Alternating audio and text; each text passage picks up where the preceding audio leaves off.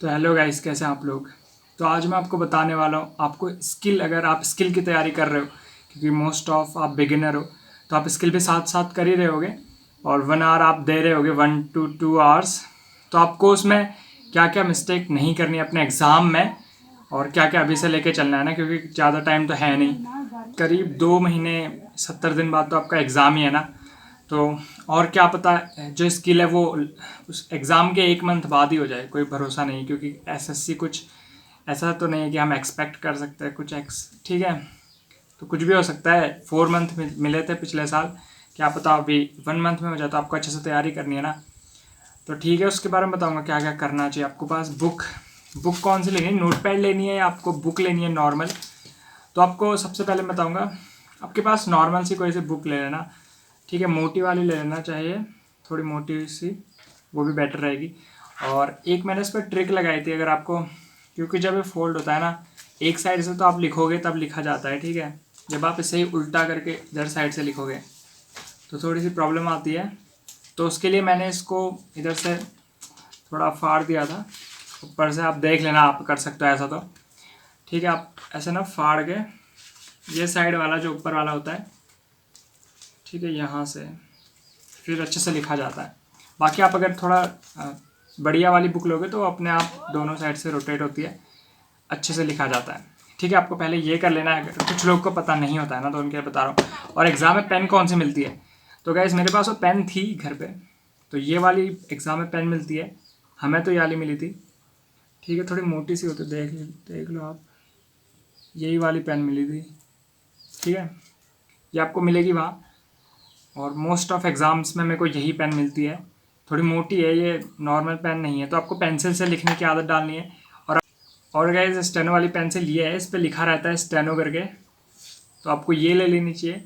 और ये नॉर्मली मिलती नहीं है, मैं पूरा हल्द्वानी देख लिया था, मेरे को नहीं मिली थी ये पेंसिल, ठीक है। वहाँ मेन मार्केट में नहीं मिली थी, तो ये आपको देख लेना है। मैंने चंडीगढ़ से ली थी, काफ़ी एक बॉक्स लिया था तो मेरे पास बची थी। तो ठीक है, आपको ये पेंसिल काफ़ी अच्छे से, अगर आप किसी ऐसे पेन से लिखते हो तो आपको, मैं खुद जानता हूँ कि लिखा नहीं जाता है, काफ़ी स्पीड नहीं आ पाती है इस पेन से, और पेंसिल से अच्छे से लिखा जाता है मेरे से तो, और सभी से ऐसा ही होता है। तो आपको पेंसिल ले लेनी चाहिए, ठीक है। और गाइस एक थोड़ी और आपको, जो आप चेयर लोगे ना, आप या तो चेयर कहीं से ख़रीद लेना, या आपके पास होनी चाहिए, कितनी बड़ी चेयर होनी चाहिए मैं आपको बता देता हूँ। आप ऐसे बैठोगे ना एग्ज़ाम हॉल में, ठीक है, तो आपके पास यहाँ तक की चेयर होनी चाहिए, काफ़ी ऊपर होती है, हाथ यहाँ से अच्छा ऐसे रोटेट सा होता है। तो वो मेरे को प्रॉब्लम वही किया था एक्चुअल एग्ज़ाम में भी, ग्रेड डी में। सी में तो फिर मेरे को थोड़ा हो गया था कि इतना प्रॉब्लम नहीं होगी, पहली बार था, मेरा हाथ भी ऐसे घूम नहीं रहा था, ठीक है। तो करीब बहुत ऊंची होती है यार वो, आपको अच्छे से करना चाहिए, प्रैक्टिस कर लेना घर ही पे, वहाँ जाके सोचना नहीं कि वहाँ जाके अच्छे से करना है। और एक बार देख लेना कहीं लाइब्रेरी, अगर आपके पास लाइब्रेरी नहीं, कुछ भी अभी नहीं है प्रॉपर चेयर टेबल, तो आप लास्ट लास्ट में कर लेना लाइब्रेरी में, ठीक है। आपके मार्क्स अच्छे होंगे ना, आप फिर अच्छे से कर लोगे, बस मार्क्स अच्छे आने चाहिए, 150+ हो जाए ना रॉ स्कोर आपका, तो आप अच्छे से फिर ये बाई कर लेना, क्या जा रहा है, क्योंकि फिर वो तो फिर सही रहेगा ना आपके लिए। और गाइस अगर आप नोटपैड और कोई सी बुक आपके पास है, तो आप ज़्यादा प्रेफर अभी अभी के लिए बुक को भी कर सकते हो, बुक्स में आप कर लेना, क्योंकि 1-2 बुक, आप 3-4 बुक भर लोगे ना तब तक एग्ज़ाम से पहले, फिर एग्ज़ाम के बाद आप नोटपैड पे प्रॉपरली लिखना। और वहाँ नोटपैड जो आपको मिलता है उसमें मैं आपको बता दूँ कि अगर मैं कोई नोटपैड लूँ इसमें, वो प्रॉपर ऐसा नोटपैड ही नहीं होता है, वो अलग सा होता है, मैं आपको बता देता हूँ नॉर्मल। बाकी मैं किसी दिन आपको नोटपैड ना किसी खाली पेज में बना के भी दिखा दूंगा। उसमें ना ये 4 लाइन तो नीचे की खाली रहती है, इससे नीचे आपको लिखना ही नहीं होता है, और काफ़ी गैप रहता है उनमें, इस लाइन के बीच काफ़ी ज़्यादा गैप रहता है। नीचे से आपको लिखना होता है अपना रोल नंबर और अपने साइन करने होते हैं हर एक पेज में, तो काफ़ी इतना तो खाली छूटा रहता है नीचे को, यहाँ को तो आपको लिखना ही नहीं है। तो आप जब एग्ज़ाम के बाद भी ये नीचे को लिखना ही मत कुछ, ठीक है, खाली ऊपर ऊपर लिखना। और काफ़ी बड़ी लाइन होती है, रेड कलर की लाइन्स होती है, काफ़ी डिस्टेंस होता है लाइन्स के बीच में, और आप एक रूल खींच लेना बीच में, थोड़ा अच्छा रहता है कि हाथ पूरा इधर से इधर घूमना नहीं पड़ता है, आप रूल खींच सकते हो। और आप जब वहाँ नोटपैड रखोगे, वो ऐसे हार्ड कॉपी तो होती नहीं है, ऐसे जैसे हार्ड नहीं होती है, बिल्कुल ऐसे पेज की तरह होती है, ठीक है। तो आपको वहाँ क्या करना चाहिए, जो मैंने फेस किया था और आप ये मत करना। तो वहाँ आपको गाइस प्रॉपर ऐसा एक सीध में होनी चाहिए आपकी पूरी बुक ना, ये साइड से थोड़ी सी ऐसे नहीं होनी चाहिए, या आपका पेज ऐसे नहीं होना चाहिए, क्योंकि फिर आप जब लिखोगे ना एक्चुअल मास्टर पैसेज में आपको ये प्रॉब्लम नहीं करनी है। अगर आपका पहले हो जाए तो चलेगा, मेरा पहले हो गया था। आपको एक लाइन में रखना है ये सारा, अभी से प्रैक्टिस करनी है। वहाँ हार्ड पेज नहीं होता है तो मुड़ जाते हैं, ऐसे हो जाता है, तो आपको ये नहीं करना है, ठीक है। आप बिगिनर हो, क्या पता वहाँ गलती कर दो, अचानक से हो जाता है ना यार, पूरा एग्ज़ाम ही ख़राब। तो गाइज़ ये तो है मेरी नोट पैड्स, करीब ये 10-15 वॉल्यूम होंगी इसमें।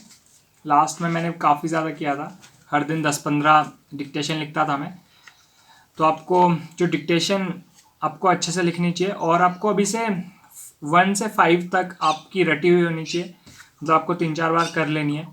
और जो 19 से 24 तक ये 10 वॉल्यूम आपको अच्छे से करनी है, क्योंकि ये पिछले साल तो जो 19 से 24 के बीच में ही 2 डिक्टेशन डी और सी की, जो कि डी की थी 502 और सी की थी 485 वाली जो डिक्टेशन थी केसी की, वो आ गई थी डायरेक्ट, तो आपको वो कर लेनी है। और आप अभी से शुरू कर रहे हो तो आपकी इस एग्ज़ाम से पहले स्पीड 50-70 होनी चाहिए, और 50 पे आप यूट्यूब पे मिलती नहीं है 50 की स्पीड्स, और काफ़ी ज़्यादा यूट्यूब पे कंटेंट नहीं है हर स्पीड का, क्योंकि मैं खुद जानता हूँ।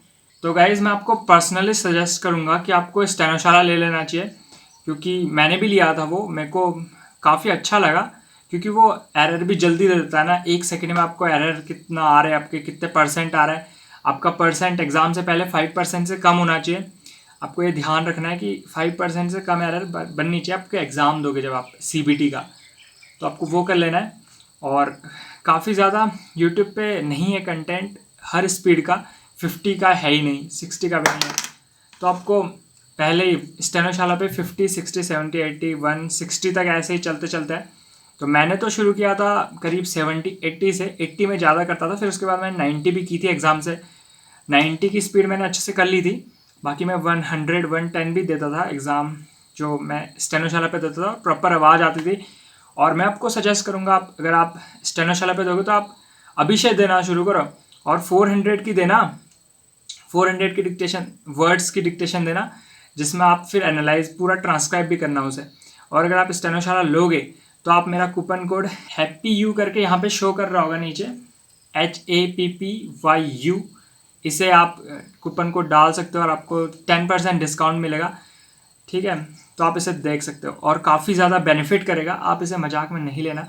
काफ़ी मैंने खुद, मेरे को पता है, तो आप इतनी गलती ना करो, अभी से थोड़ा बहुत करते चलो। 400 की ज़्यादा करना, क्योंकि 400 वर्ड्स में टाइम भी कम लगता है, अगर आप 800 की करोगे तो काफ़ी ज़्यादा टाइम लगता है।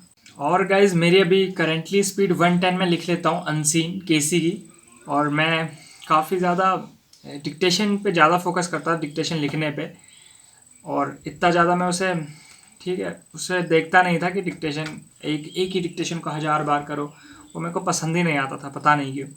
तो मैं अलग अलग करता था, तो आप भी ये कर सकते हो।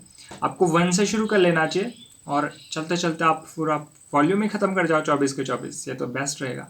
और गाइस अगर आपको स्टेनोशाला का पता नहीं है कहाँ से आप उसे लोगे, तो आप गूगल पे सर्च करना है स्टेनोशाला करके, वो एक वेबसाइट है, यानी क्रोम से खुलेगी वो, स्टेनोशाला सर्च करना, वहाँ पे आएगी स्टेनोशाला करके, वहाँ लॉगिन करना, कोई ऐप नहीं है ये, लॉगिन करना, और आपको वहाँ पे लॉगिन करना है, फिर आप खरीद सकते हो, वो आपकी आईडी वहाँ सेव रहेगी, और आपको पासवर्ड अपना जनरेट करना, और बढ़िया से तैयारी करो, और प्रीवियस ईयर ज़्यादा देना, प्रीवियस ईयर भी देना, क्योंकि वही तो एक्चुअल है ना, उसमें अपनी एरर चेक करना। और जब मैं अपना एग्ज़ाम दे रहा था तो मेरी एरर तो करीब उसमें 5-6 रहती थी, 5-6-7, तो उसके बाद भी पता नहीं मेरा डी का कैसा रहेगा। एग्ज़ाम तो इतना मुश्किल नहीं आया था, सी का तो मेरा अच्छा गया था, शायद लाइन छूटी है वो अलग बात है, क्योंकि मेरे की स्ट्रोक 5100 है, तो पता नहीं उसका क्या होगा, लेकिन ठीक गया था।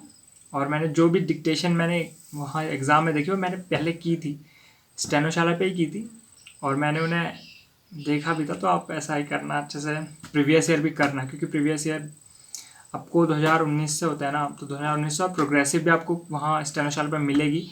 मैंने 3 मंथ की थी, क्योंकि रिपीट करते हैं ना वर्ड्स काफ़ी ज़्यादा। और गाइस आप एग्ज़ाम के लिए 20-30 नोट पैड ले लेना, ऐसी सी जो ऐसी होती है, 20-30 ले लेना, मोटी मोटी वाली से भी ले लेना, 40 रुपये की आती है, तो ठीक है, 20-30 ले लेना। और जो पेन्स है, पेन्स आप करीब 20-30 पेन भी ले लेना। जो पतले आते हैं ना 3 रुपये वाले, ऐसे वाले पतले से आते हैं, ये बेटर रहते हैं लिखने में। मैं तो प्रॉपरली इनसे ही लिखता हूँ और काफ़ी बेटर रहे हैं। और एग्ज़ाम में आपको ना मिले तो आप लास्ट में 1 मंथ पेंसिल से भी कर सकते हो। और गाइज़ मैं तो फ़िलहाल भी जो स्टेनो लिखता हूँ वो जो है मैं पढ़ाई करता हूँ उसके बीच में लिखता हूँ, तो आप बोरिंग मत समझना। जब भी कुछ बोर हो, क्योंकि पढ़ाई करते करते थोड़ा दिमाग में प्रेशर पड़ता है, तो आप उसके तब स्टेनो लिख लो। मेरे को तो काफ़ी फैसिनेटिंग लगता है, तो आप देख लेना आपको कैसा लगता है। और कमेंट में बताना आपको स्टेनो लिखना अच्छा लगता है कि नहीं, क्योंकि काफ़ी लोगों को बोरिंग लगता है। मेरे को तो अब बोरिंग नहीं लगता है बिल्कुल भी।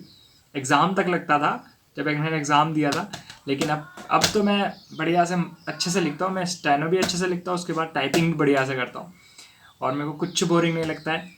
अब की बार अगर मेरा स्किल होगा तो मैं काफ़ी ज़्यादा अच्छे से लिखूँगा, क्योंकि अब मैं बोर नहीं होता हूँ। मेरी स्पीड भी अच्छी बन चुकी है, ठीक है। इसलिए भी होता है, आपकी स्पीड अच्छी होना, फिर आप बोर नहीं होते हो।